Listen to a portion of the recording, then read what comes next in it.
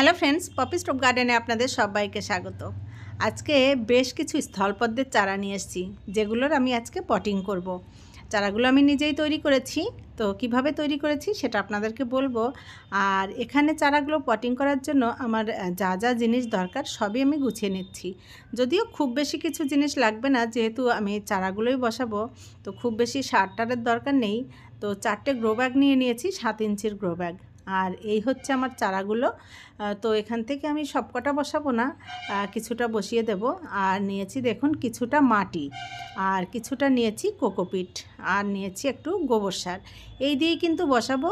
আর চারাগুলো বসানোর জন্য শুধু মাটি আর গোবর সার দিলেই হতো, কিন্তু আমি কোকোপিটটা দিয়েছি দুটো কারণে। একটা হচ্ছে কোকোপিট মাটিটাকে ঝুরঝুরেও রাখে অনেক দিন পর্যন্ত, আর কোকোপিট হচ্ছে জল ধরার ক্ষমতা যেহেতু বেশি, তো সামনেই তো প্রচণ্ড গরম আসছে, ছোট্ট ছোট্ট পাত্রে যেহেতু বসাবো, তো কোকোপিট থাকলে অনেকটা সময় আর কি জল ধরে রাখতে পারবে।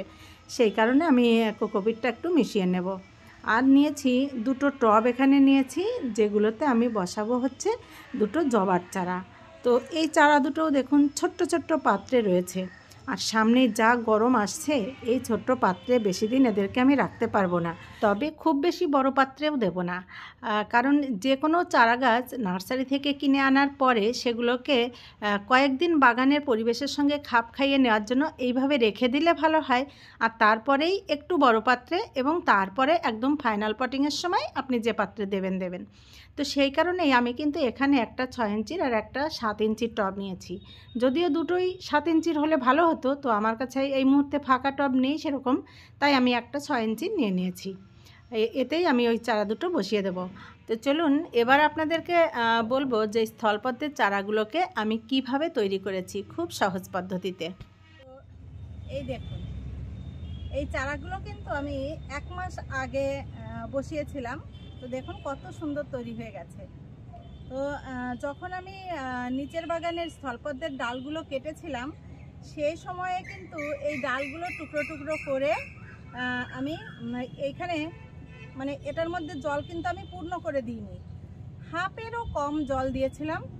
সেই জলটা দিয়ে এই সব ডালগুলো কেটে কেটে ডালের মাথায় একটু করে হলুদ লাগিয়ে দিয়েছিলাম।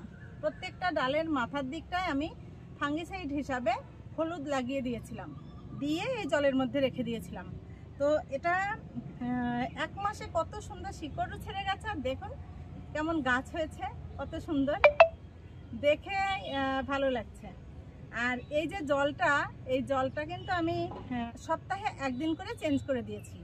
আর এই গাছগুলোকে আমি রেখেছিলাম একদম ছায়াতে, মানে ঘরের ভেতরে রেখেছিলাম, আমার রান্নাঘরের ভেতরে রেখেছিলাম, যেখানটায় খুব ঠান্ডা থাকে, ঠান্ডা জায়গাতে রেখেছিলাম। তো এগুলোকে যদি আমি ছাদে রেখে দিতাম তাহলে কিন্তু এত সহজে এত সুন্দর চারা তৈরি হতো না। তো আমি রান্নাঘরের ভিতরে রেখেছিলাম, যেখানে খুব ঠান্ডা থাকে এবং আলো বাতাসটা যেখানে কম লাগে, সেরকম একটা জায়গায় রেখেছিলাম। তাতে করে আমার এই চারাগুলো খুব সুন্দর তৈরি হয়েছে। আর 1 সপ্তাহ মতো আগে, 5-6 দিন আগে আমি এই চারাগুলোকে রান্নাঘরের ঠিক বাইরে রেখেছিলাম, যেখানে রোদও পায় না আবার ঠান্ডাও থাকে আর কি, একদম ছায়াতে রেখে দিয়েছিলাম। কিন্তু পাতাগুলো যখন আমি ভিতরে রেখেছিলাম তখন পাতাগুলো একটু সাদা সাদা মতো ভাব ছিল। তো 4-5 দিন আমি বাইরে ছায়াতেই রেখেছিলাম, বাইরে বের করে, তাতে করে কিন্তু পাতাগুলো সব একদম সবুজ হয়ে গেছে, আর পাতাগুলো খুব তাড়াতাড়ি বেড়েও গেছে। তো এইভাবেই চারাগুলো আমি তৈরি করেছিলাম। আর স্থলপদ্মের চারা তৈরি করা কিন্তু খুব সহজ। আপনাদেরকে বলেছিলাম আমার ছাদে যে গাছে ফুল দেয়, আপনারা দেখেছেন হয়তো অনেকেই, সেই গাছটাও কিন্তু এই একই সিস্টেমে আমি চারা তৈরি করে বসিয়েছিলাম। তো এইগুলো এখন যদি বসিয়ে দিই তাহলে আশা করা যাচ্ছে সামনের সিজনে ফুল পাওয়া যাবে। তবে এর 4টে চারা, এখানে 6টা চারা আছে। তো 6টা চারাই আমি বসাবো না, আজকে আমি 4টে চারা বসাবো, কারণ 2টো চারা বাইরে চলে যাবে। একটা আমার ননদের বাড়ি চলে যাবে, আর একটা আমার মায়ের কাছে চলে যাবে। আর 2টো চারা আমার থাকবে। আর 2টো চারা আমি রেখে দেব আমার যে হেল্পিং হ্যান্ড, আমার যে কাপড় কাচে মাসি, সেই মাসি আমার কাছে চারা চেয়েছে। যে মাসি আমাকে বেতো শাকের গাছটা দিয়েছিল, ওই মাসি একটা চারা চেয়েছে, তো ওই মাসিকেও একটা চারা আমি দেব। তো যাই হোক, আজকে চলুন আমি 4টে চারা বসিয়ে দিই। তার জন্য একটু মাটি তৈরি করব।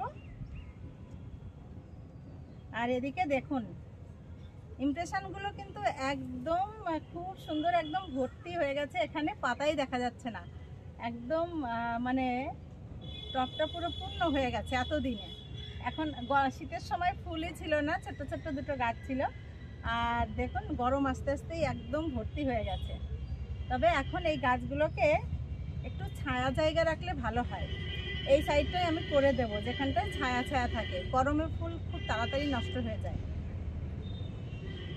আর এখানে যে জবার চারাগুলো আমি রেখেছি, এটা আমি বোলপুরে যখন গেছিলাম কয়েক মাস আগে, তখন কিন্তু ডাল এনে লাগিয়েছিলাম। তো সেই ডাল আস্তে আস্তে থাকতে থাকতে ভাবলাম বাঁচবেই না, এতদিনে দেখুন চারাটা কিন্তু তৈরি হয়ে গেছে। তো এটার থেকে তুলে টবে লাগিয়ে দেব চারাটাকে। আর এটা আমি কিছুদিন আগে আপনাদেরকে দেখিয়েছিলাম, শীতের সময় যখন আমি নার্সারিতে গেছিলাম তখন কিন্তু এই জবা গাছটা কিনে নিয়ে এসেছিলাম। তো একটা ছোট্ট গ্রো ব্যাগের মধ্যে রয়েছে, আর এর মধ্যেই দেখুন কত ফুলও ফুটছে। তো আমি আজকে খুব সাবধানে এটাকে, একদম যাতে রুটের কোনো মানে টাচ না লাগে, খুব সাবধানে তুলে একটা টবে বসিয়ে দেব। তো চলুন এগুলো বসানোর জন্য একটু মাটি তৈরি করব।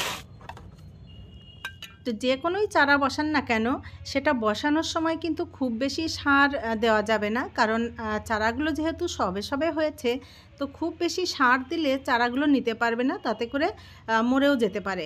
যেমন আমরা বড় গাছ রিপোর্ট করার সময় শিংকুচি, হাড় গুঁড়ো এগুলো দিয়ে নিই, তো এক্ষেত্রে কিন্তু সেগুলো দেওয়ার কোনোই দরকার নেই। একদম নর্মাল মাটি তৈরি করে চারাগুলো বসিয়ে দিলেই গাছগুলো ভালো হবে। আর গাছগুলো যখন এই ছোটো পাত্রেই বাড়তে শুরু করবে, মানে খুব সুন্দরভাবে লেগে যাবে, তারপরে একটু একটু করে খাবার দেওয়া যাবে। আর বড় পাত্রে রিপোর্ট করার সময় তখন কিন্তু মাটিতে অনেক কিছু মিশিয়ে মাটিটা তৈরি করা যাবে। দেখুন এই যে আমি সব কটা ব্যাগেই অল্প অল্প করে মাটি দিয়ে নিয়েছি, সব হাফ হাফ করে মাটি দিয়ে নিয়েছি। আর কিছুটা মাটি আমি এখানে রেখেছি, এগুলো পরে দেব।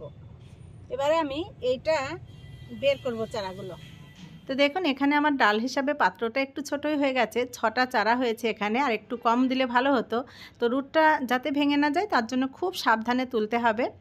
আর এখনও কিন্তু স্থলপদ্মের চারা আপনারা এইভাবে তৈরি করতে পারেন, এখনও সময় আছে। যারা গাছ কাটেননি, কেটে এইভাবে বসিয়ে দিন, 1 মাস পরেই চারা হয়ে যাবে। তো দেখুন কত সুন্দর চারা হয়েছে। আর কিছুই করতে হয় না, শুধু সপ্তাহে একদিন করে জলটা পাল্টে দিলেই কিন্তু এত সুন্দর চারা তৈরি হয়ে যায়। যেমন সুন্দর রুটগুলো হয়েছে, সেরকম এদিকে পাতাও ছেড়েছে। তো দেখুন কত সুন্দর চারাগুলো তৈরি হয়েছে। তো এরকম সহজেই যদি চারা তৈরি করা যায়, তাহলে কিন্তু বাড়িতে অনেক গাছ তৈরি করা যায় এইভাবে। আর শুধু স্থলপদ্মের চারা নয়, এই জবার চারাও কিন্তু এইভাবেই তৈরি করা যায়, জলে রেখেও। এই যে এটা যেমন আমি মাটিতেই বসিয়ে রেখেছিলাম, হয়েছে। তারপরে এই দেখুন এই চারাটাও কিন্তু আমি মাটিতে একটা ডাল বসিয়ে রেখেছিলাম, দেখুন কত সুন্দর চারা হয়েছে। তো জবার চারাও কিন্তু এইভাবে তৈরি করা যায়।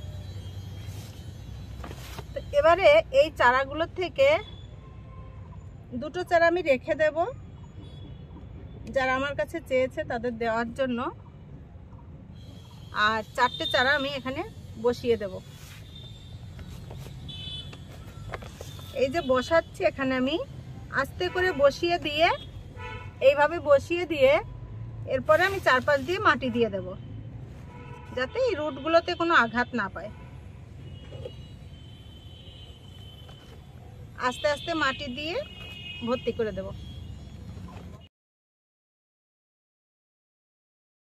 দেখুন মাটি দিয়ে ভর্তি করে দিয়েছি। এবারে একটুখানি গাছগুলোকে চেপে দিতে হবে, যাতে ডালটা হেলে দুলে না পড়ে।